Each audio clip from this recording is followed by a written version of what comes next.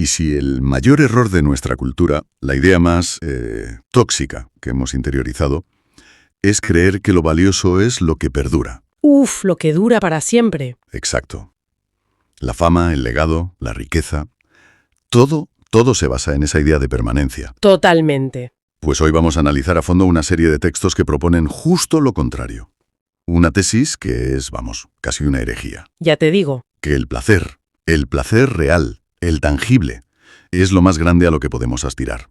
Precisamente porque es lo único que tiene la decencia de terminarse. Es una idea potentísima. La misión de este análisis es explorar un concepto que los autores llaman la teodicea del placer, y ver cómo esta idea, apoyada en neurociencia, en filosofía, no solo redefine la felicidad, sino que llega a proponer, ojo, una solución a las crisis mundiales. Es que ya solo el nombre, teodicea del placer, es toda una declaración de intenciones, ¿no? Es una provocación, ¿sí? Claro, porque una teodicea tradicionalmente es un argumento para intentar justificar la bondad de Dios, a pesar de que existe el mal. El famoso problema del mal, sí. Exacto. Pero aquí le dan la vuelta por completo. Esta teodicea del placer no intenta justificar el mal. ¿Qué justifica entonces? Justifica el diseño del universo a través del propio placer. La premisa es que el placer es la prueba, la llaman la firma de los dioses. Me gusta eso, la firma de los dioses. Es la prueba de que el sistema, en su base, está bien hecho.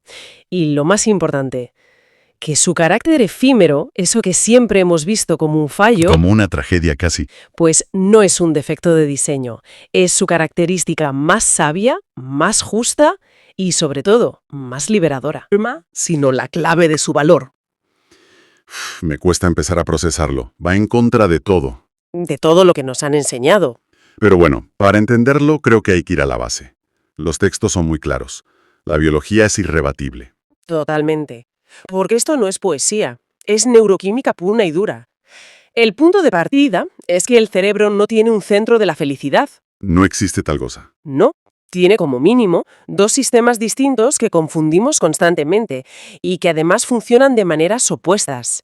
Entender esto es la piedra angular de todo. Vale, pues vamos a desglosar esto. Por un lado está la dopamina. Siempre hemos oído que es la molécula del placer. Sí, el gran mito. Pero los textos la destrozan. La destrozan porque esa idea es un malentendido popular. Un error de base. La dopamina no es el sistema del gustar, es el sistema del querer. Del querer, la búsqueda. Exacto. Es la molécula de la anticipación, de la motivación, de la búsqueda. Es esa tensión que sientes antes de dar el primer bocado o la excitación de refrescar la página esperando un like. La ambición. Esa misma. Su función evolutiva es brillante, nos mantiene en movimiento. Pero el problema es que por diseño nunca se sacia.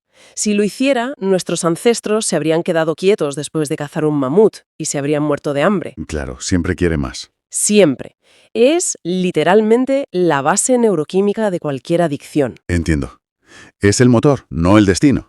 Cuando estoy enganchado al móvil, deslizando el dedo sin parar, lo que siento no es placer, es como un picor, una tensión. Es eso. Es adictivo, pero no es satisfactorio. Vale.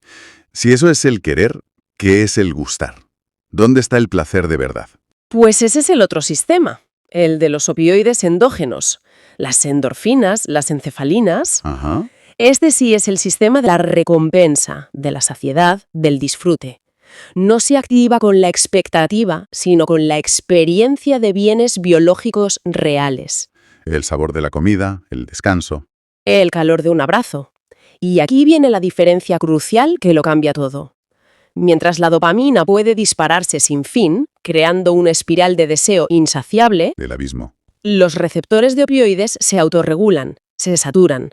El placer real te llena, te colma y, fundamentalmente, luego se apaga. Se apaga. Y esa extinción, ese desvanecimiento, es lo que los textos llaman el botón de reinicio biológico, el que nos devuelve la libertad y nos permite desear de nuevo. Vale. Esto es potentísimo. Si nuestro cerebro está diseñado así, con un sistema de búsqueda infinita y otro de placer que se apaga para protegernos, me surge una duda enorme. A ver. Si la biología es tan clara, si el placer real es la brújula, esa firma de los dioses, ¿por qué el mundo que hemos construido parece una fábrica de ansiedad, de guerra y de ambición sin fin? Es la gran paradoja. Es una contradicción total. ¿Por qué rechazamos la felicidad que está programada en nuestros genes? Esa es la pregunta del millón, sí. Y los textos proponen 3 respuestas que además se entrelazan. La primera es lo que llaman el secuestro de la dopamina. ¿El secuestro de la dopamina? Nuestra sociedad moderna está diseñada casi por completo para estimular la búsqueda, no el disfrute. Las redes sociales son el ejemplo perfecto, pero también el ciclo de noticias 24 horas, el consumismo. ¿El éxito profesional que nunca llega? Todo está optimizado para mantenernos en el bucle del querer. Hay una frase en los textos que es demoledora. Hemos sido entrenados para ser buscadores profesionales, pero somos analfabetos del disfrute.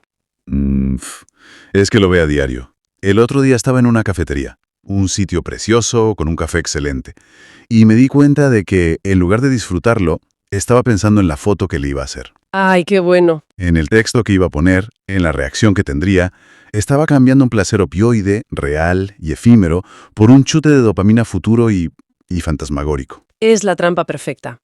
Y nos lleva a la segunda razón, que es más profunda, más filosófica, el miedo a la impermanencia. El miedo a que se acabe. Exacto. El fin del placer es como una pequeña muerte. A un nivel muy profundo nos recuerda nuestra propia finitud, ¿no? Para sentir placer de verdad tienes que aceptar que va a terminar. Y eso da miedo. Mucho. Por ese miedo preferimos buscar la ilusión de lo que perdura. El dinero que se acumula, la fama que se graba en la historia, el poder. Preferimos la esclavitud de una ilusión de permanencia a la libertad de la fugacidad. En los textos ponen como ejemplos a gigantes como Nietzsche y Marx, y al principio me chocó. Claro, piensa en Nietzsche buscando una filosofía que lo explicara todo para siempre, o Marx diseñando un sistema que sería la fase final de la historia. Buscaban algo permanente. Exacto.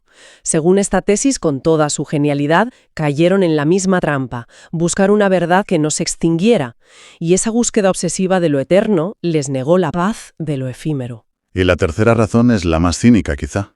La más evidente, yo diría, la estructura del poder. Es muy simple. Un ser humano saciado es ingobernable. Un mal ciudadano, un mal consumidor. La insatisfacción crónica es el combustible del capitalismo y del control social. Si encuentras plenitud en un paseo, dejas de necesitar el último móvil. Te vuelves difícil de manipular. ¿Por eso se ha demonizado el placer? Históricamente, claro. Se le ha llamado pecado, debilidad, distracción, mientras se glorificaba el sacrificio por metas abstractas, la patria, la revolución, la vida eterna. Un momento, porque esto me lleva a una de las ideas más potentes que he leído aquí. Si huimos del placer por estas razones, entonces buscarlo activamente no es hedonismo perezoso. En absoluto. Los textos afirman que es todo lo contrario. Un esfuerzo consciente, una disciplina casi espiritual. Disciplina del placer. Suena contradicción, ¿no? Suena contradicción porque hemos asociado placer con pasividad y exceso. Pero la tesis es que el placer verdadero, el opioide, exige una maestría. ¿Por qué? Porque como se agota, para seguir sintiéndolo sin caer en el exceso destructivo, que es buscar con más cantidad lo que no consigues con la misma calidad, la única vía es lo que llaman un refinamiento de la percepción. Refinamiento de la percepción. Explícame eso. Pues significa volverte más sensible a lo sencillo. La primera vez quizá necesitas un banquete de 10 platos para sentir plenitud. Con práctica, con esta maestría, aprendes a encontrar ese mismo goce en la textura del pan con aceite o en el aroma del café. Dejas de necesitar más estímulo externo. Porque has aumentado tu capacidad de percepción interna. Por eso una cita clave dice: el placer es la única ambición que te mejora. Te obliga a ser más consciente, más presente. O sea que ese aristócrata del espíritu del que hablan no es un millonario. Para nada. Podría ser esa persona que parece disfrutar intensamente de ver llover mientras los demás necesitamos un viaje a Tailandia para sentir la mitad. Exactamente, esa es la figura. Es la maestría de lo efímero. El placer es para los maestros porque requiere estar despierto, atento, para capturar el momento. Es un trabajo creativo, diario. Tienes que producir tu placer cada día. Con atención y gratitud. No puedes sentarte sobre una montaña de placer acumulado como harías con el dinero. Y su extinción es el motor. Si el goce de un libro no se acabara, nunca empezaríamos el siguiente. Entiendo la crítica a la búsqueda de validación en lugar de placer, pero me surge una objeción. ¿No estamos idealizando un poco la renuncia al reconocimiento? Es una objeción excelente. Pienso en un científico que trabaja décadas en una cura. El reconocimiento de sus pares no es una satisfacción válida. Eso requiere años de querer, de dopamina. Claro, y los textos lo abordan. No se trata de demonizar la dopamina, que es esencial.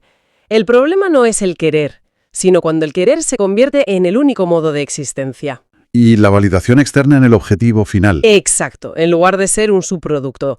El científico que disfruta del proceso de investigar, del pequeño eureka diario, está viviendo en el placer. Si el aplauso llega, es un extra, pero el que solo sufre 30 años esperando el Nobel vive en la tiranía de la dopamina. Es la diferencia entre vocación y ambición. Ahí está, y esto nos conecta con lo que llaman el desfase evolutivo. Nuestro cerebro está programado para una cosa y nuestra tecnología lo ha hackeado para otra. ¿Cómo? En la sabana, la aprobación del grupo era un seguro de vida. Ser expulsado de tu tribu de 50 personas era la muerte. Por eso, la validación social, el halago, es una droga potentísima. Un indicador de supervivencia. Mientras que el placer individual podía ser peligroso. Alejarte del grupo para disfrutar de una puesta de sol podía costarte la vida. Primaba el qué dirán sobre el que siento. Y ahora le hemos puesto un turbocompresor a esa necesidad de validación con la tecnología. Hemos creado una catástrofe neurológica. Hemos cambiado la tribu de 50 personas que te conocían por una tribu virtual de 5.000 millones de desconocidos. El like. El like es dopamina barata, un simulacro de esa validación ancestral. Y como es tan fácil de obtener, nuestra capacidad para encontrar el placer real en lo sencillo Claro. se atrofia. Claro. ¿Para qué esforzarse en disfrutar del sabor de una manzana si puedes tener un chute con una foto de la manzana? Alimentamos el fantasma digital antes que la biología. La conclusión de los textos es radical. Es que lo es. El acto verdaderamente revolucionario hoy no es protestar en la calle, es apagar el móvil y aprender a estar a solas con tu propio placer, sin testigos. Uf. Una frase lo resume de forma brutal. El placer es soberano, la validación es servidumbre. El siguiente paso evolutivo, según esto, no es conquistar Marte, sino el nacimiento del individuo real, que no necesita público para sentirse vivo. Lo que nos lleva a la conclusión más amplia y para mí más impactante de todo, la conexión entre este placer soberano y la salvación global. A primera vista suena o increíblemente simple o completamente egoísta. Ingenuo incluso. ¿Sí? ¿Cómo va a salvar el mundo centrarme en mi propio placer? Y sin embargo, cuando unes los puntos, la tesis geopolítica y ecológica que proponen es sorprendentemente sólida. Tiene dos pilares. Vale. El primero es el placer como antídoto a la crisis ecológica. Los informes más serios, como el GO7 de la ONU, señalan al consumo desenfrenado. ¿Cómo la causa principal? Pues la tesis aquí es directa. Una persona que ha aprendido a encontrar plenitud en lo sencillo, en lo que no se compra, deja de ser un motor de consumo. La contaminación es, en esencia, el residuo material de nuestra insatisfacción espiritual. ¿Dejas de necesitar el 10º par de zapatillas y sientes más plenitud escuchando una canción? Exacto. Compramos compulsivamente porque buscamos en los objetos un placer que no pueden dar. Un placer verdadero, al ser saciante, es ecológico por naturaleza. Y el segundo pilar es la paz. Una paz biológica. Un ser humano satisfecho no quiere la guerra. El conflicto, la envidia, la lucha por el poder, todo nace de una carencia, de un vacío interior. Que proyectamos hacia afuera. El placer auténtico, en cambio, es autosuficiente y no competitivo. Mi disfrute de una puesta de sol no te quita a ti el tuyo. De hecho, lo puede enriquecer. La felicidad de la dopamina, del estatus, es un juego de suma cero. Para que yo gane, tú tienes que perder. Pero la felicidad del disfrute es un juego de suma infinita. Es contagiosa, no competitiva. Entonces, la idea final es que dedicarse a esta disciplina del placer no es un acto de egoísmo, sino la máxima responsabilidad cívica y ecológica. Es la forma más directa y efectiva de dejar de ser parte del problema. De desactivar el problema desde dentro. Precisamente. Los textos lo resumen en una especie de manifiesto que dice algo así.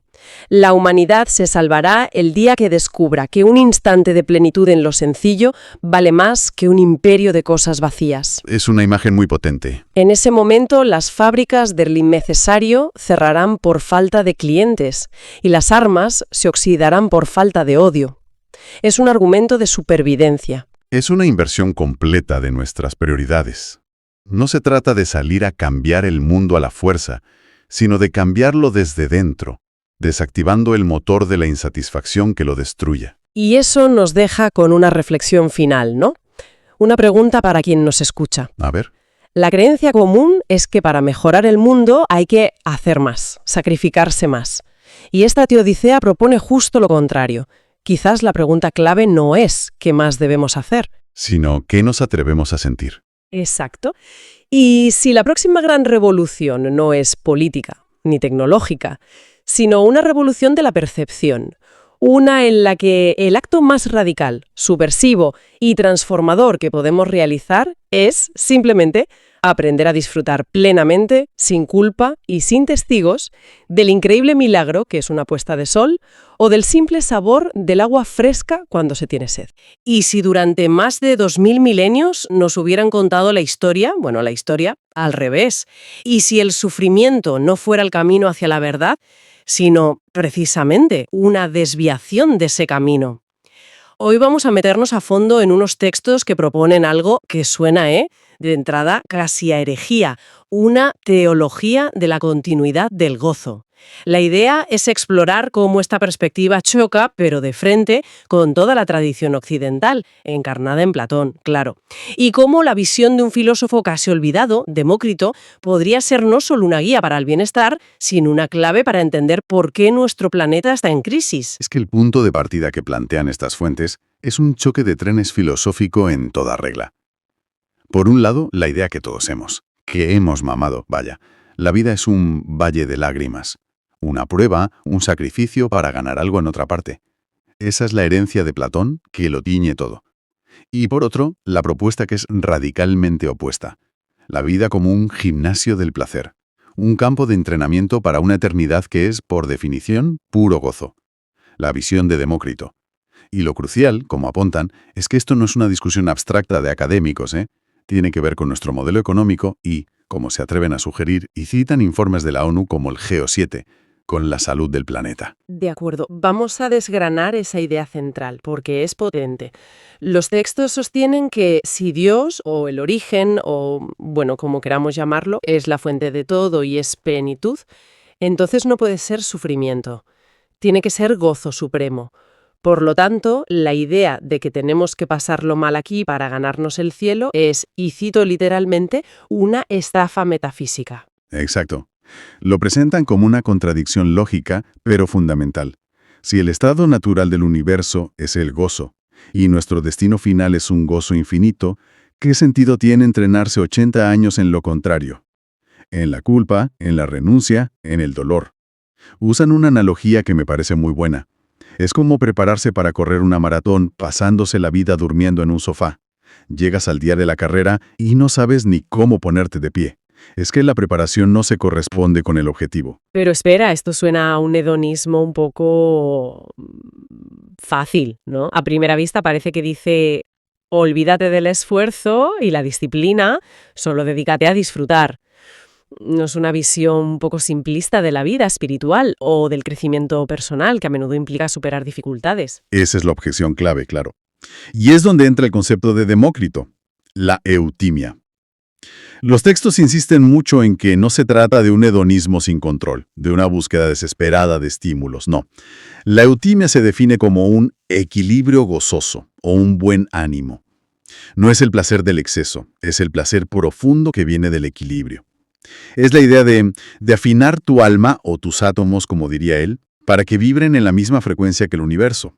Se trata de aprender a disfrutar de forma sostenible, no de quemarse en una fiesta constante. El dolor, argumentan, te contrae, te aísla. El placer equilibrado te expande, te conecta. Entiendo. O sea que, según esta visión, la vida no es una carrera de obstáculos que hay que superar para llegar a la meta, sino que el propio arte de correr, el saber disfrutar del camino de forma equilibrada, es la meta en sí misma. La salvación no sería un premio, sino lo que llaman una graduación del placer. Justo. Esa es la idea. Si no aprendes a gozar aquí, de forma serena y sostenible, ¿cómo vas a gestionar un gozo infinito? Te sobrepasaría, te destruiría. Es una idea que le da la vuelta por completo a la noción de mérito y de pecado. Vale, entiendo la parte filosófica, la teológica. Suena coherente en su propio marco, la verdad. Pero, honestamente, Cuando leí en las fuentes que iban a conectar todo esto con la crisis climática, mi primera reacción fue de escepticismo. Me pareció un salto al vacío. A ver, convénceme, ¿cómo hilan algo tan etéreo con algo tan brutalmente físico como el deshielo de los polos? Pues el puente que construyen es una analogía, y es muy provocadora. Sostienen que nuestro modelo de crecimiento económico infinito funciona, en la práctica, como el mundo de las ideas de Platón. Piénsalo. Es un concepto abstracto, invisible, que se mide con cifras en una pantalla como el PIB, Ujú. y que hemos elevado a una categoría superior a la realidad material y tangible. Un momento, has mencionado un par de veces el informe GEO7 de la ONU. Para quien no esté al tanto, ¿puedes darnos el titular?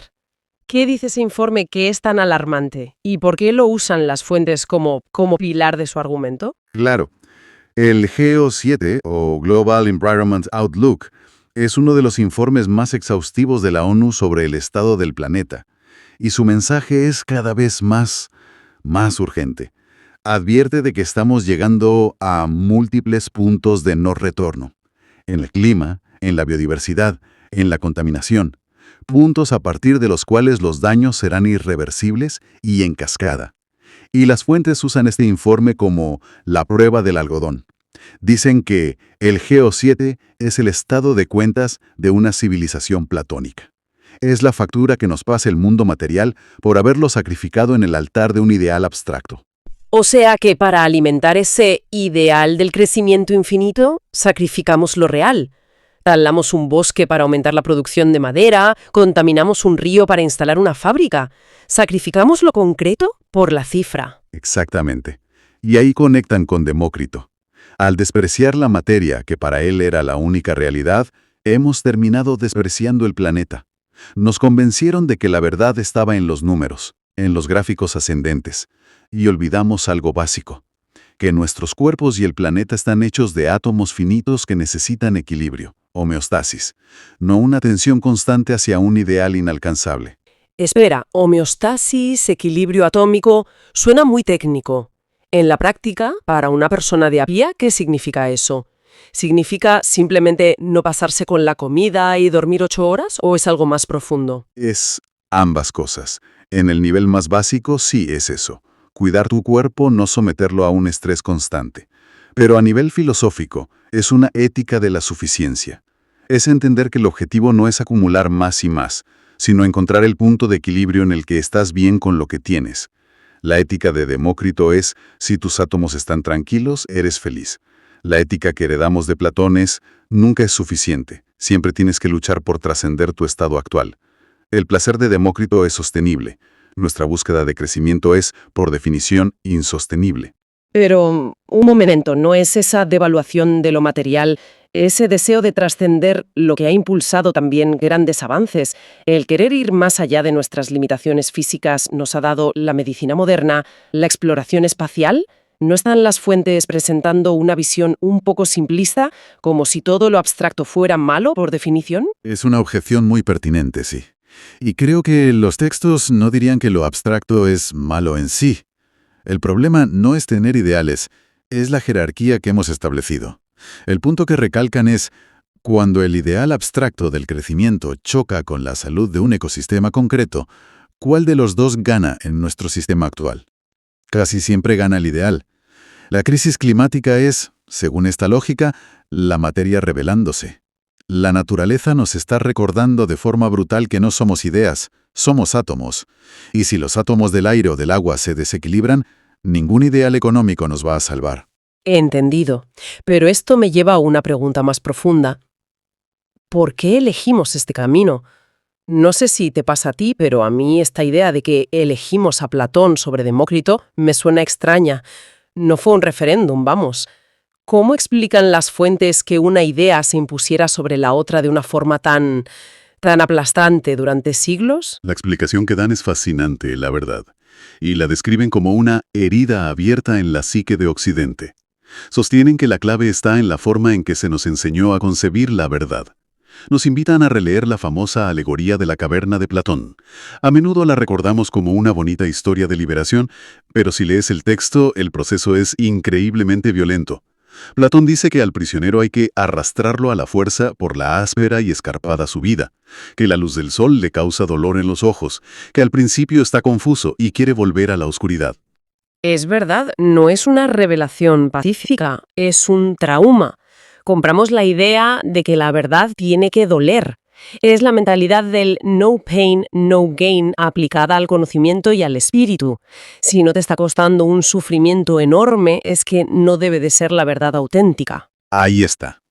Ahí está la inversión de valores fundamental. A partir de ahí, la paz de Demócrito, ese equilibrio gozoso, empezó a parecer algo simple, superficial, casi estúpido. Una verdad que te permite relajarte y disfrutar de un atardecer sin buscarle un significado oculto y trascendente, tiene que ser, según esta lógica, una verdad menor. Preferimos la verdad que nos desgarra, la que exige un sacrificio. Decidimos que el placer es un engaño, un señuelo que te mantiene atado a las sombras de la caverna. Mientras que el dolor, la insatisfacción, es lo que te mantiene despierto y te empuja al progreso. Piensa en la cultura del esfuerzo o del hustle en el mundo laboral. El burnout, el agotamiento, casi se ha convertido en una medalla de honor. Es la misma lógica platónica. El sufrimiento y el sacrificio de tu bienestar actual son la prueba de que estás trabajando por un ideal futuro, ya sea una empresa de éxito o una jubilación dorada. El simple gozo del presente se ve como pereza o falta de ambición. Totalmente. Es una neurosis colectiva. Es como la persona que no se siente productiva si no está estresada, que necesita la presión para sentir que está avanzando. Las fuentes argumentan que hemos construido toda una civilización sobre esa misma neurosis. La lógica es perversa. El placer te da satisfacción. La satisfacción detiene la búsqueda. Por lo tanto, el placer es estancamiento. En cambio, el dolor es tensión. La tensión te obliga a moverte, a superarte. Por lo tanto, el dolor es progreso. Occidente se convirtió en una máquina de progreso infinito porque aprendió a odiar el relax de Demócrito. Entonces, al final, todo se reduce a dos preguntas que te puedes hacer cada mañana. ¿Mi objetivo hoy es estar en paz con lo que soy y lo que tengo? ¿O mi objetivo es luchar contra mí misma para conseguir algo que me falta? Exacto. Y hemos elegido sistemáticamente la segunda. Primero fue una moral religiosa basada en el sacrificio para ganar el cielo, y luego se secularizó en una ética del trabajo, basada en el sacrificio para ganar un estatus o una riqueza futura. La conclusión a la que llegan es que hoy estamos viviendo el resultado final de esa apuesta por Platón, y el resultado es una sociedad de gente súper productiva y súper ansiosa, rodeada de metas por las que matarse a trabajar, pero que ha olvidado cómo simplemente disfrutar de un café al sol.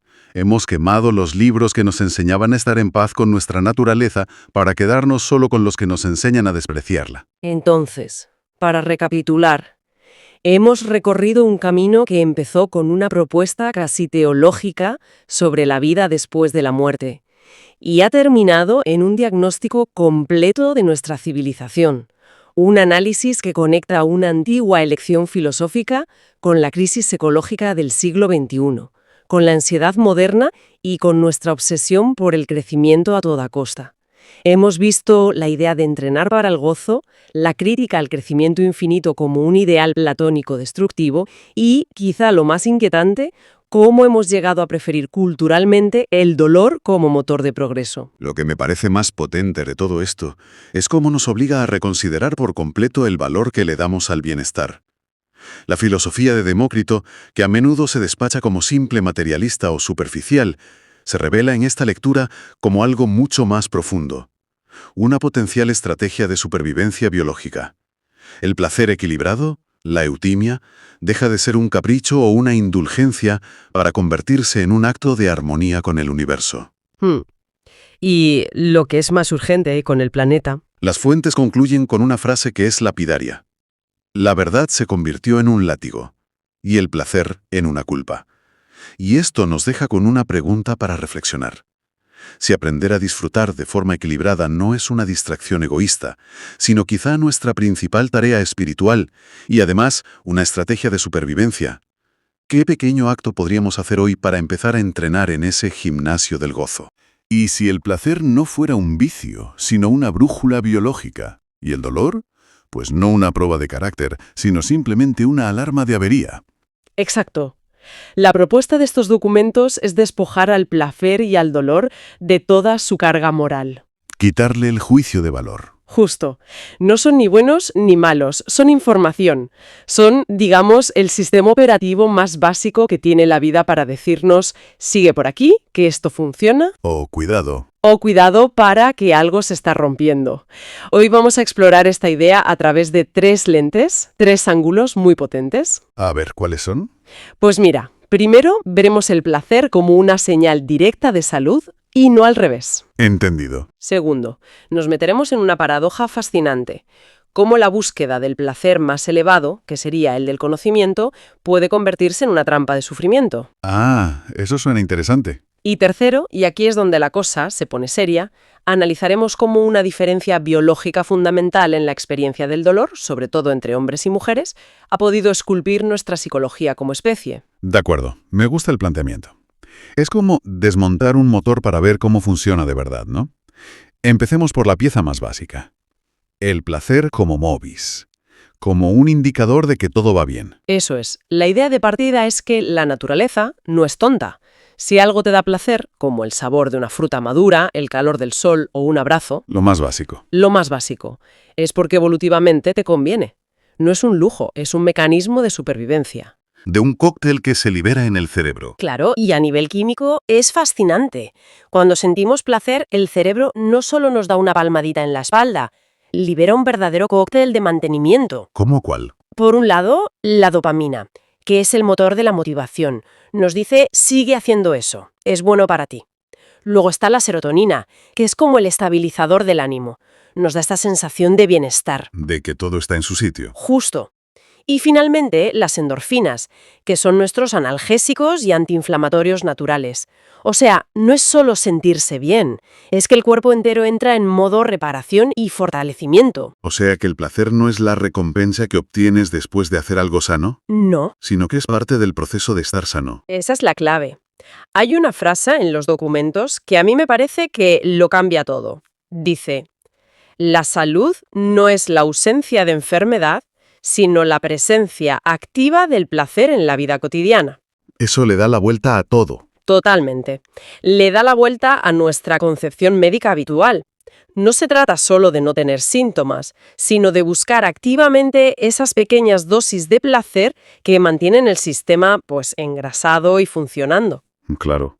Es que si no, vives en una especie de zona gris. No estás enfermo, pero tampoco estás realmente vivo. Y por el contrario está el dolor. Los textos son muy críticos con esta idea de aguantar el dolor como si fuera una medalla. Muchísimo. Critican esa cultura del héroe que sufre en silencio, del emprendedor que no duerme, del trabajador que se sacrifica hasta el agotamiento. El famoso no pain, no gain. De parar, subieras el volumen de la radio para no oír el ruido del motor gripando. Es una analogía perfecta. Perfecta. Y lo peor es que no solo ignoramos la alarma, sino que con el tiempo nos acostumbramos al humo, empezamos a pensar que vivir con los ojos llorosos es lo normal. La normalización del dolor, que dicen. A eso se refieren. La depresión y la ansiedad, desde esta perspectiva, no son un fallo del sistema, son la respuesta perfectamente lógica de un organismo al que se le ha privado sistemáticamente de su principal mecanismo de mantenimiento, el placer, y se le ha forzado a operar bajo una alarma de daño constante. ¿El sistema simplemente se rinde? Entendido. El cuerpo pide placer para funcionar bien y emite dolor cuando algo va mal. Es una brújula. Pero ¿qué pasa cuando la aguja de esa brújula se vuelve loca? Los textos hablan de un placer tan intenso que se convierte en un problema, el placer del descubrimiento, de la revelación intelectual. Aquí es donde la cosa se complica, sí. Lo llaman el orgasmo de la mente. ¿Suena intenso? Y lo es. Es ese momento eureka, esa revelación que puede tener un científico, un artista, o cualquiera que de repente entiende una pieza del puzzle del universo. Los textos lo describen como una descarga de placer tan pura y potente que empequeñece a casi cualquier estímulo físico. Ver la mente de Dios, dicen en una parte. Es una frase muy potente. Traducido a la biología que estamos discutiendo, se refieren a ese momento en el que de repente comprendes una ley fundamental de la naturaleza, un patrón que estaba oculto. Justo a eso. Es el placer de que el caos se ordene en tu cabeza y el problema. ¿Cuál es el problema? Que ese placer es adictivo. Y como toda adicción, puede llevarte a sacrificar todo lo demás por la siguiente dosis. El genio, embriagado por esa luz, empieza a descuidar su templo, su propio cuerpo. Y lo que es más grave, se desconecta de la manada, De la sociedad. de la sociedad. Entiendo la idea del genio aislado, como Newton encerrado en su laboratorio olvidándose de comer. Pero ¿no argumentan los textos que ese aislamiento es precisamente el precio que hay que pagar por un avance que beneficia a toda la manada? ¿Quizá el sacrificio de un Newton es un mal necesario para el progreso de todos? Es una objeción lógica, pero los textos la rebaten con un argumento biológico. Dicen que ese aislamiento genera un dolor profundísimo, la soledad. Y la soledad, para un animal social como el ser humano, es una de las señales de peligro más potentes que existen. Claro. Así que se produce una paradoja terrible. La búsqueda del placer más elevado te conduce directamente al dolor más insoportable. Llaman a este proceso un parto intelectual constante, un dar a luz ideas sin descanso que agota y vacía al individuo. Da que pensar, toda una vida dedicada a desentrañar los secretos del universo para acabar ignorando el secreto más básico, que somos animales sociales y necesitamos contacto, un buen plato de comida y dormir 8 horas. Se rompe el equilibrio. Se rompe por completo. Por eso proponen una regla de oro. La revelación debe ser recibida con humildad, no con gula. El sabio debe volver a la manada a compartir lo que ha encontrado y luego debe regresar a los placeres sencillos. A los que nos mantienen anclados a la vida. Eso es. Si tu búsqueda de la verdad te impide dormir, comer o amar, has cruzado la línea. El conocimiento no sirve de nada si el sabio muere solo y enfermo. La inteligencia debe usarse para descubrir el mundo, pero el placer es la herramienta para vivir en él. Claro, ese desequilibrio es clave. Y si el dolor es esa gran señal de alarma, los textos proponen que el dolor más fundamental de todos, el del parto, no solo ha sido una alarma, sino el arquitecto de nuestra propia psicología como especie. Aquí es donde los textos se meten en un terreno mucho más pantanoso y polémico, ¿verdad? Mucho más. Entramos en el tercer pilar, la asimetría biológica del dolor. La tesis es provocadora. Dice que la naturaleza usa el placer como carnada para asegurar la supervivencia de la especie. Vale. El sexo es placentero para que nos reproduzcamos, comer es placentero para que nos nutramos. Pero el dolor, dicen, es el gran filtro evolutivo. Un filtro. ¿En qué sentido? En el sentido de que una de las dos partes de la ecuación reproductiva ha pagado históricamente un precio de dolor desproporcionado. Para el macho, el acto sexual es, biológicamente hablando, una ganancia de placer con un coste físico casi nulo. Un coste mínimo. Mínimo. Para la hembra, durante millones de años, ese mismo acto ha sido la antesala de un evento que implicaba un dolor brutal y un riesgo real de morir. El parto. Entendido. Entonces, lo que conocemos como la cautela femenina a la hora de seleccionar pareja no sería, según esto, un capricho cultural. No.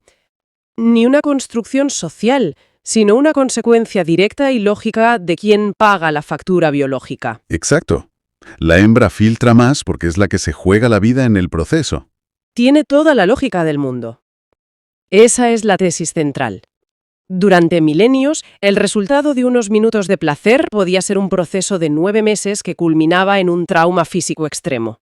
La prudencia y la selección no eran una opción, eran un imperativo de supervivencia. Mientras que el macho... El macho, al estar exento de ese castigo físico, no desarrolló ese mismo freno biológico a su impulso.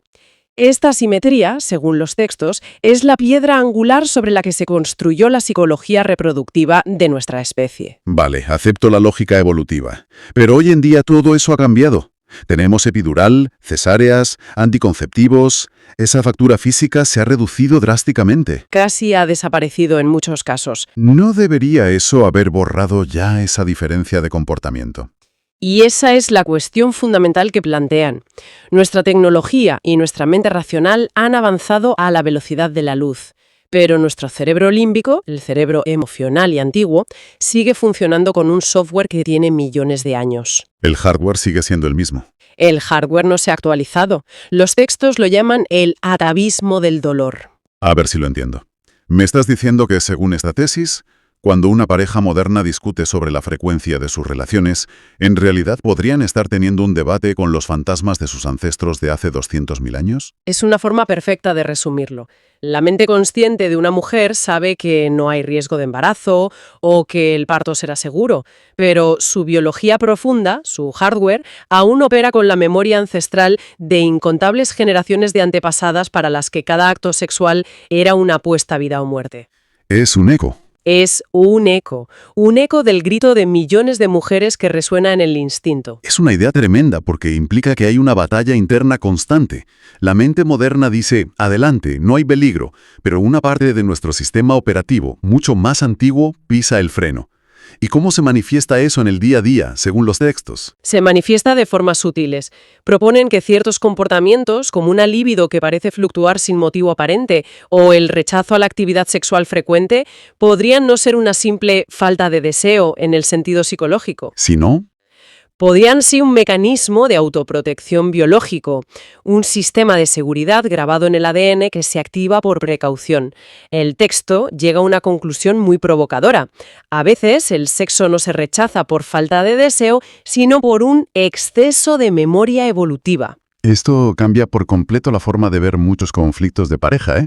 Sitúa el origen del problema no en la psicología individual de tú no me deseas o tú me presionas, sino en un choque entre un hardware biológico ancestral y un software social moderno que van a velocidades distintas. Exacto. Y concluyen que el parto doloroso no fue un error evolutivo, sino el mecanismo que otorgó a la hembra el poder de la selección, obligándola a elegir con sumo cuidado. Y el eco de ese mecanismo, ese atavismo del dolor, podría seguir operando hoy. Creando una tensión fundamental. Una tensión fundamental entre las tendencias y deseos de ambos sexos. Entonces, si unimos todas las piezas, ¿cuál es el mensaje final? Hemos pasado por 3 ideas muy potentes. Si lo sintetizamos, el viaje ha sido este. Primero, hemos visto que el cuerpo nos habla a través del placer y el dolor. El placer es la señal de que vamos bien, de que estamos vivos y sanos. Y el dolor es la alarma. La alarma de que algo se está dañando. Después, hemos entendido que incluso la búsqueda más noble, como la del conocimiento, que genera el placer más intenso, necesita un equilibrio. Si te olvidas de los placeres básicos, comer, dormir, socializar, esa búsqueda se convierte en una fuente de dolor. El genio debe seguir siendo un animal. Exacto. Y finalmente, hemos explorado la idea de que la memoria del dolor más primario, el del parto, ha sido un escultor clave de nuestra psicología, creando esa asimetría entre hombres y mujeres. Y cuyas consecuencias, según esta tesis, todavía resuenan hoy en nuestros instintos y comportamientos más profundos. En definitiva, los textos nos invitan a escuchar a nuestro cuerpo con más respeto, a dejar de tratar el placer como un capricho y el dolor como un enemigo a batir y empezar a verlos como lo que son, los mensajeros más honestos que tenemos. El placer no es una emoción que te llega por casualidad, ni un ideal filosófico, no. Es un hecho técnico. Como si fuera una obra de ingeniería. Exacto. Algo que se puede diseñar, que se puede construir, como un puente o un programa de ordenador. Y claro, esto me choca. Choca frontalmente con la experiencia de casi todo el mundo. El placer es algo que se persigue, que buscas fuera y que casi siempre es fugaz. Totalmente. Es la famosa cinta de correr hedónica. Te matas por conseguir algo, un ascenso, un coche nuevo, lo que sea. Validación en redes sociales. Eso. Y lo consigues, sientes ese subidón y a los 2 días ya estás otra vez en la casilla de salida buscando lo siguiente. Es agotador. Sí, es un ciclo sin fin. Por eso, la pregunta que me hago al leer todo esto es, ¿de verdad es posible salirse de esa rueda? Programar el placer para que sea, no sé, tu estado base, algo constante. Me suena casi demasiado bueno para ser verdad. Pues esa es precisamente la promesa de lo que los textos llaman el método Torregrossa. Y para entender lo radical que es, hay que ver contra qué se está rebelando. Contra la filosofía clásica, ¿no? Principalmente. Piensa en los arquitectos de nuestra cultura. Platón, para quien el placer era una sombra engañosa, algo que te despistaba de la verdad. Y luego Aristóteles, que lo intelectualizó, lo ató a la virtud. Lo convirtió en algo frío, lógico. Justo. En el fondo, ambos nos enseñaron a desconfiar del placer, o a ponerlo en un segundo plano. como algo que hay que merecer o que incluso es sospechoso. Y aquí la propuesta es la contraria. Es un giro de 180 grados. No va de filosofía, sino de biología. La misión de este análisis es explorar cómo este método quiere convertir el placer en una ciencia aplicada. Accesible. ¿Para cualquiera? Para cualquiera que esté dispuesto a ser el ingeniero de su propia mente. Y aquí está la clave, que desmonta muchas barreras. No se necesita riqueza. Solo se necesita técnica. De acuerdo, pues empecemos a desmontar esa técnica. La primera idea fuerte es que el placer es un diseño consciente, no un accidente. Pero aquí llega mi primer choque. A ver. Los textos afirman que usar el libre albedrío para tomar decisiones a cada momento es un error garrafal, que nos deja sin energía. Espera. ¿Cómo? Si toda nuestra cultura se basa en que la libertad es elegir. Claro, pero es que proponen una redefinición total de lo que es el libre albedrío. La metáfora central es potentísima. La mente es el programador. Y el cerebro es el ordenador. Exacto. En este modelo, el verdadero acto de libertad no es la microdecisión de ¿voy hoy al gimnasio o no? Eso es un desgaste inútil de energía. ¿Qué es lo que hacemos constantemente? Todos los días. El verdadero libre albedrío, dicen, se ejerce una sola vez, pero en un nivel superior, al programar el sistema para que esa decisión se ejecute sola. O sea, en lugar de ser el usuario que hace clic en los botones cada día, te conviertes en el desarrollador. Escribes el código una vez y dejas que el programa corra solo. Esa es la idea exacta. Y se logra con dos herramientas principales. La primera, y sé que esto genera rechazo, es la automatización. Los horarios, las rutinas. Suena a rigidez, a una jaula. Lo sé, pero según esta visión, es todo lo contrario. Te otorga la libertad definitiva. Al automatizar las tareas que requieren esfuerzo, el trabajo, el ejercicio, la alimentación, liberas a tu conciencia. Te quitas de encima la batalla diaria de obligarte a hacer las cosas. Justo. Y toda esa energía mental que antes quemabas en la fuerza de voluntad, ahora queda disponible para el disfrute. Para el éxtasis, liberas, por así decirlo, ancho de banda mental, para dedicarlo a lo que de verdad da placer. Precisamente. Y el segundo pilar de esta programación es el control consciente del entorno. Los textos son tajantes en esto. Todo lo que ves y oyes está programando tu cerebro, te des cuenta o no, seas consciente o no. Claro. Si tu entorno por defecto son las noticias catastrofistas, las quejas constantes de la gente o un espacio feo y desordenado, estás instalando activamente un software de dolor. Y la ingeniería aquí sería seleccionar tus inputs. Es un diseño activo, sí. La música que escuchas, el arte que ves, la gente con la que hablas, es instalar deliberadamente un software de placer. Vale, entiendo la idea de programar las rutinas y el entorno. Pero, ¿eso es suficiente? Quiero decir, uno puede acostumbrarse a todo, incluso a la belleza. ¿No hay un riesgo de que el sistema se estanque? ¿De que el placer se evapore por pura costumbre? Esa es la pregunta clave. Y nos lleva al corazón del método. Un concepto que llaman el prouniplacer. La proporción entre unidades de placer. Exacto. La analogía que usan es la de una dieta mental. Es muy clara. Si solo comieras el alimento más sano del mundo, brócoli, por ejemplo, todos los días, ¿Acabarías enfermo? tu cuerpo acabaría enfermando por falta de otros nutrientes. Pues con la mente pasa exactamente lo mismo. Sufre de lo que llaman desnutrición mental. Me gusta el concepto. Desnutrición mental. Es que es muy gráfico. Cuando la mente se obsesiona y se alimenta de una sola unidad de placer, por muy buena que sea, se vuelve rígida, frágil, y ahí aparecen la ansiedad y el dolor. Como el que solo se alimenta de trabajo, por ejemplo. Ese es el caso clásico. Imagina a alguien que solo se nutre de la unidad de la razón. Lo analiza todo, lo planifica todo, al principio se siente en control, pero pronto acaba asfixiado, incapaz de disfrutar de nada espontáneo.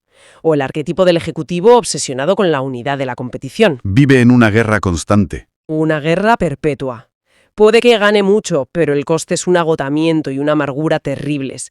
El sistema se quema. Y mencionan 25 de estas unidades. Es un número muy específico. ¿Podrías dar algunos ejemplos más? Sobre todo de las que solemos olvidar. Claro, no podemos detallar las 25, pero sí podemos ver la variedad de la dieta. Aparte de la razón o la competición, que hay que usar en su justa medida, hay otras fundamentales. Una es el cuerpo. Lo más básico. El placer simple y directo de una ducha, de saborear la comida sin distracciones, de sentir el sol. Otra es la estética, que es la capacidad de percibir la belleza sin analizarla, sin juzgarla, simplemente recibirla. Son cosas que en el día a día, vamos, se nos pasan por alto. Las damos por sentadas. Completamente. Y luego hay otras que nuestra cultura actual casi ha eliminado. Por ejemplo, el silencio y la soledad. Uf, esas dos. Los textos las describen como imprescindibles para que el yo crezca y la mente se asiente. Sin ellas, vivimos en un ruido constante que nos fragmenta. Otra unidad crucial es la colaboración. Esa me parece muy interesante. Choca con la idea del macho alfa o del emprendedor solitario que lo consigue todo solo. Totalmente. Sugiere que el aislamiento competitivo a la larga es una fuente de dolor y que el placer de sumar, de crear con otros, es mucho más profundo y sostenible que el subidón de ganar a alguien. Tiene sentido. Y para que todo el sistema no se oxide, hay una unidad clave: la curiosidad y el experimento. Es el placer de probar cosas nuevas, de aprender por aprender, para que el sistema no se sature y, como dicen, no pinche.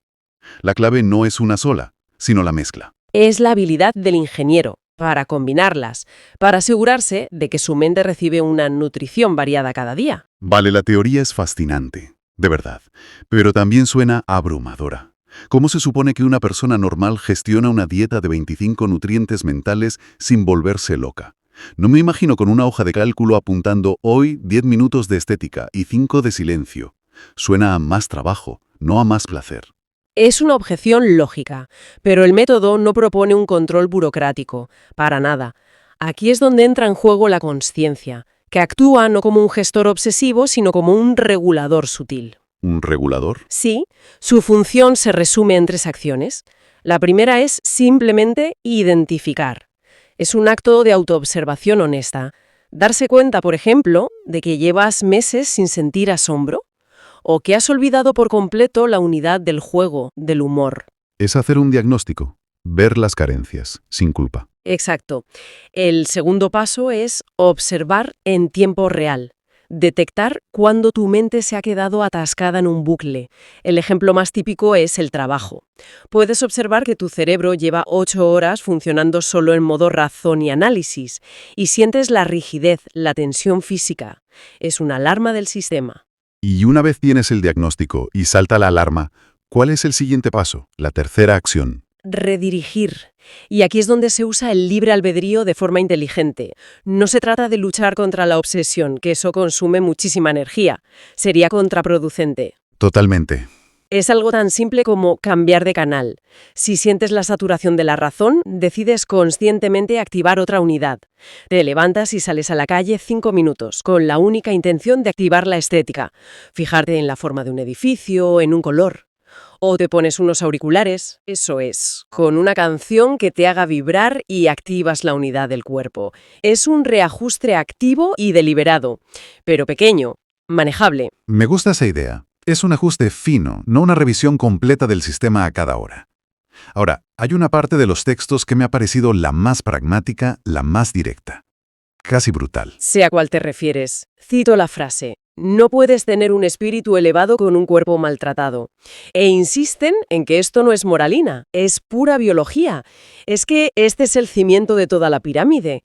Lo llaman poner a punto la máquina. Sin una base física funcional, cualquier intento de ingeniería mental está, vamos, condenado al fracaso. El software no puede correr en un hardware defectuoso. Exactamente. Y establecen 3 pilares que no se negocian. El primero es el sueño. Y su recomendación es radical para nuestra cultura de la productividad. Dormir hasta despertar, sin despertador. Exacto.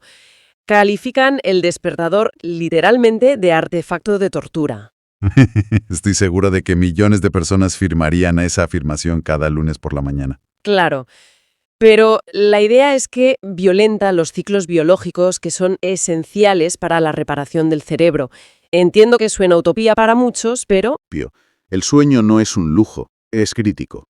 El objetivo es organizar tu vida para necesitarlo lo menos posible. Acostarse antes, proteger las últimas horas del día de pantallas, ese tipo de cosas. Es un ideal hacia el que tender. El segundo pilar es el movimiento. La frase es lapidaria. El sedentarismo atrofia el placer. Un cuerpo que no se mueve pierde la capacidad de sentir, y esa atrofia se extiende a la mente. Y el tercero, la alimentación. Sí, y la fórmula es sencilla. Comer poco y con atención plena. Advierten sobre todo contra lo que llaman las cápsulas de estrés. ¿Qué es eso? Comer mientras ves las noticias, discutes por teléfono o revisas el correo. Dicen que esas interrupciones literalmente envenenan el acto de nutrirse, lo convierten en una fuente más de ansiedad. El camino al éxtasis mental, por tanto, empieza por algo tan terrenal como dormir bien y comer tranquilo. No hay otra.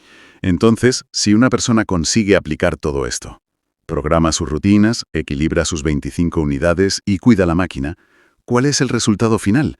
Los textos hablan de fortalecer la economía interna. ¿Qué significa eso en la práctica? Significa que tu dependencia del mundo exterior para obtener bienestar se desploma. Al generar tu propio placer desde dentro, con esa combinación de unidades, ya no necesitas la validación externa. Ni el consumo compulsivo o el éxito profesional como muletas. Exacto. La fuente de placer se traslada de fuera hacia adentro. Y eso te hace inmensamente más libre, más resiliente. Has de ser un consumidor de placer para convertirte en un productor de placer. Esa es una forma excelente de expresarlo. El placer deja de ser esa cosa esquiva que persigues y se convierte en lo que decíamos al principio, un hecho concreto y perpetuo, una actualización del hedonismo clásico. Sí, es como una actualización de Aristipo. Él decía que el placer es ahora y es físico. El método Torregrosa le añade, y si aplicas la ingeniería correcta, ese placer puede ser infinito. La habilidad clave del siglo XXI no es ser rico, es ser un hábil ingeniero de tu propia psique. El recorrido ha sido intenso, ¿eh? Hemos pasado de cuestionar a los grandes filósofos griegos a meternos en un manual de instrucciones para el cerebro. Es un viaje, sí. Si intento resumirlo, hay 3 ideas que me han dejado dándole vueltas. La primera es esta, que el placer no es algo que te pasa, sino algo que se construye. Un proyecto de ingeniería. Fundamental. La segunda es la metáfora de la dieta mental. La idea de que mi mente necesita una variedad de nutrientes para estar sana y que si me obsesiono con uno solo, aunque sea la razón, la estoy desnutriendo. Es un cambio de paradigma. Y la tercera, que es la que más me choca, es la redefinición del libre albedrío. No usarlo para la microdecisión, sino para diseñar el sistema que tomará esas decisiones por mí. Voy por buen camino. Has captado la esencia a la perfección. Si tuviera que añadir una conclusión, diría que este método es una herramienta de empoderamiento radical. Te saca del asiento del pasajero de tu propia vida. Te da el control. Demuestra que el placer intenso y sostenido no es una lotería, sino una ciencia que requiere técnica y mantenimiento. Y a la inversa, presenta el dolor y la ansiedad no como un destino inevitable, sino muy a menudo como el resultado de la pereza mental, de la falta de un plan. Es la consecuencia de dejar que un cerebro no programado funcione por defecto. Exactamente. Pues para terminar, y basándome en todo lo que hemos analizado, me gustaría lanzar una pregunta al aire. Una reflexión para que cada cual la explore. Adelante. Si es cierto que la mente, como el cuerpo, sufre de desnutrición por falta de variedad, ¿cuál podría ser la unidad de placer más olvidada o infravalorada en nuestra vida moderna? Quizás sea el silencio, el juego, el asombro. Y la segunda parte de la pregunta es, ¿qué pasaría si se empezara a cultivar esa unidad olvidada conscientemente? No como un lujo de fin de semana, sino como un nutriente esencial de nuestra dieta diaria.